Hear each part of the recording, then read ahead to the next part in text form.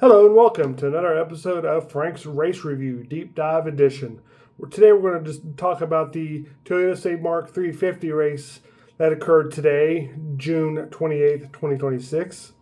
The box scores will show that Shane Van Gisbergen dominated the race by leading a race high 74 of 110 laps and winning the race. That doesn't tell the whole story whatsoever. Going into this race, SVG was chasing redemption from last week due to Austin Hill doing Austin Hill things and forgetting turn one and taking out two heavyweights that could have won that race last week at Coronado. But he ultimately did get his revenge, although not the easiest way that you would imagine.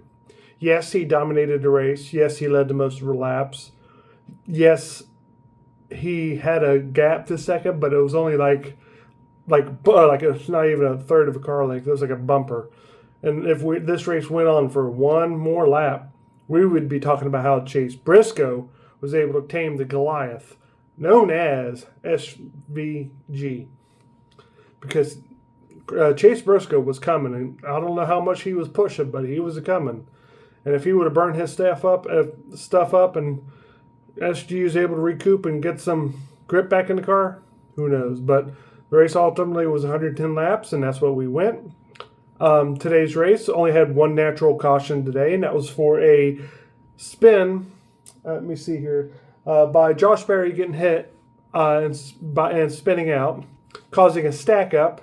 Ultimately, that was not the caution. The caution was for debris from Austin Cindric's car that fell off after the impact with Josh Berry to cause him to turn. That's your only natural caution of the day.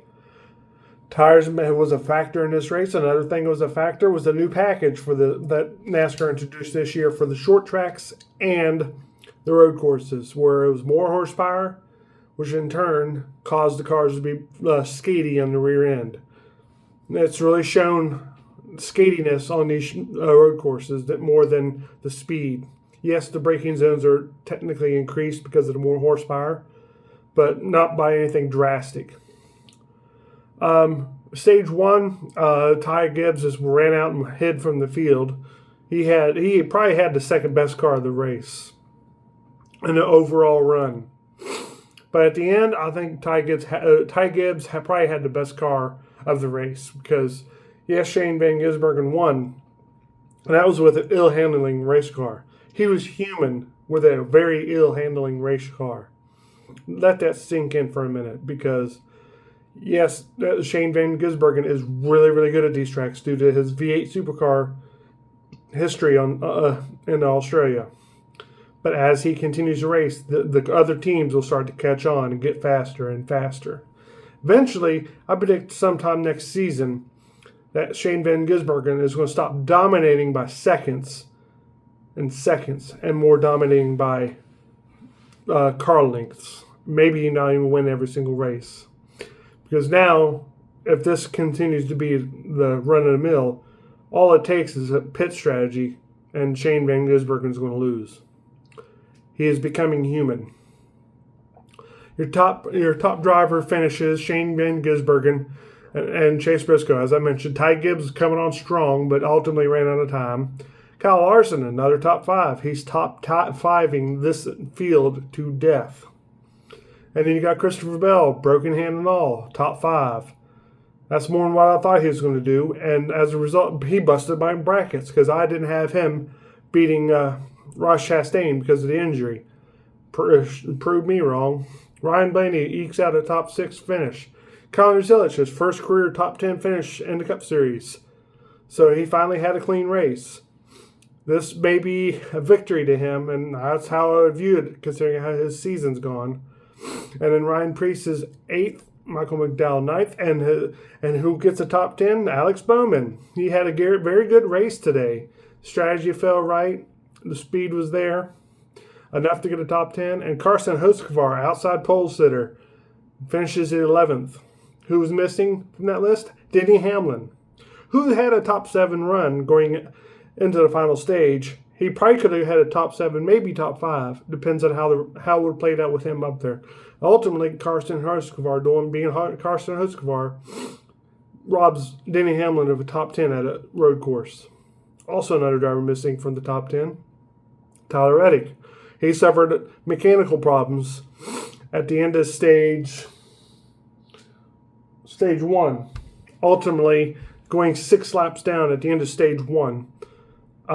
Basically, if it stayed green, he was not going to get back on the lead lap. Ultimately, the stage 2 ending and the caution for debris gave him 2 of those laps back, but ultimately he still finished dead last of the field. As a result, he did get the fastest lap, because I said in my quick review that Denny Hamlin got 2 ahead of Tyler Reddick for the first time all season. Someone other than Tyler Reddick is points leader. I said at the time he was 2 points ahead of Tyler Reddick, but that was before they announced that Tyler Reddick had the fastest lap of the race. So now he's only 1 point ahead. So I guess in a way you can thank Carson Hocevar for making that battle for the points lead very interesting in Chicagoland next week, which is the first time they've raced there since before COVID. So it's been a while. And who was dominant back then? Kyle Larson. And what team was he driving for? A defunct Chip Ganassi Racing. So I expect Kyle Larson to be the bee's knees because he's really good. He could even get his first win of the season.